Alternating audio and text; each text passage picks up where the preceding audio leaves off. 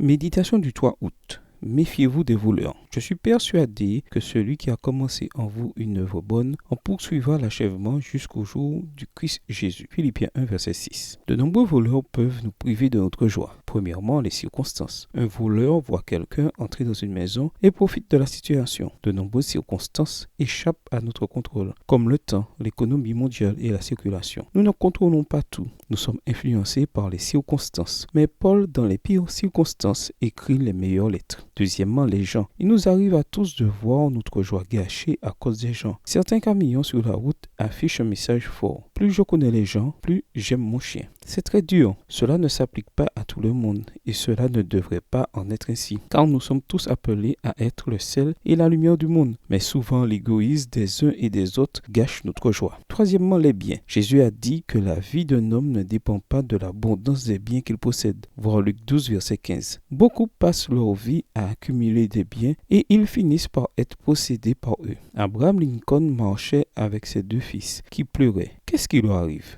Demanda un ami. La même chose que tout le monde, répondit Lincoln. J'ai 3 noix et chacun en veut 2. La joie ne vient pas des choses que nous possédons, mais le malheur vient de celles qui nous possèdent. Celui qui ne vit que pour amasser des trésors sur terre n'en aura jamais assez. Le seul endroit sûr pour conserver nos biens est le ciel. Jésus a dit que c'est là que nous devions amasser des trésors. Voir Matthieu 6, versets 19 et 20. Quatrièmement, les inquiétudes. Les ulcères ne proviennent pas de ce que vous mangez, mais de ceux qui vous rongent. Anticiper le futur est une source d'angoisse. Ressasser le passé équivaut à une stagnation. Vivre au jour le jour sans se soucier du lendemain est irresponsable. La meilleure solution sera toujours de trouver le bon équilibre. Paul avait des raisons de s'inquiéter. Il était prisonnier politique et risquait une exécution. Mais il écrit dans la joie et nous dit de ne pas nous inquiéter. Que ces voleurs ne gardent pas ce que le Christ a acquis pour nous. La vraie joie est indépendante des circonstances, des personnes, des choses et des inquiétudes. Regardez à Jésus, votre Sauveur aimant et compatissant. Si vous confiez votre âme impuissante au Christ, il vous apportera la paix et la joie. Il sera votre couronne de réjouissance, votre plus grande récompense. Extrait du livre Avec Dieu aujourd'hui, 6 février, page 45. Bonne journée à vous et que le Seigneur vous bénisse.